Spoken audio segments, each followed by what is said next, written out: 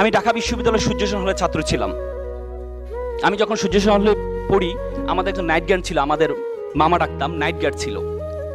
তিনি সারা রাত ধরে ডিউটি দিতেন, সকালে পিঠা বিক্রি করতে। তো আমি বললাম, মামা আপনি সারা রাত ধরে ডিউটি দেন, সকালে আবার পিঠা বিক্রি করেন, আপনি ঘুমান কখন? সে করবে, মামা একটু একটু দোয়া করবেন, আমার ছেলে এসএসসিতে এই প্লাস পেয়েছে, এসএসসিতে পরীক্ষা দিচ্ছে, যদি এই প্লাস পায় তাহলে আমি তাকে ঢাকা মেডিকেলে ভর্তি করাবো, আর মেডিকেলে ভর্তি হওয়ার পর আমি এর চাকরি ছেড়ে দিব, রাতে ঘুমাইতে পারেন, এই চাকরি আমি করব না। আমি বললাম ফাইন। তারপরে কিছুদিন যাওয়ার পর দেখি মামা দুপুরে ফল বিক্রি করছে। তাই বললাম, মামা সারা ধরে ডিউটি দেন, সকালে পিঠে বিক্রি করেন, দুপুরে ফল বিক্রি করেন, আপনি ঘুমান কখন? সে বলবে, মামা আমাকে আমার জন্য একটু দোয়া করো, আমার ছেলে এই প্লাস পেয়েছে, কোচিংয়ে ভর্তি করাইতে হবে, 20-30 হাজার টাকা লাগবে, এই জন্য আমি একটু কষ্ট করছি, ছেলে মেডিকেলে চান্স পাওয়ার পর আমি তো চাকরিয়ে ছেড়ে দিব।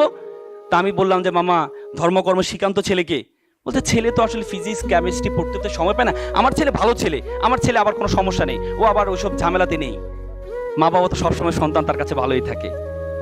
কিছুদিন যাওয়ার পরে আমি তাকে কোচিংয়ে ভর্তি করার ব্যবস্থা করে দিয়ে, ছাড়ের ব্যবস্থা করে দিয়েছি। কিছুদিন হটফুট করে দেখে আমার রুমে মিষ্টি নিয়ে আসলো, মামা আমার ছেলে ঢাকা মেডিকেলে চান্স পেয়েছে। কি উত্তাল, কি আনন্দ! আমার লাইফে সন্তানের খুশিতে এত আনন্দ পিতামাতা হতে পারে আমি কখনো দেখিনি। মনে হচ্ছে যেন সে মেডিকেলে চান্স পেয়েছে।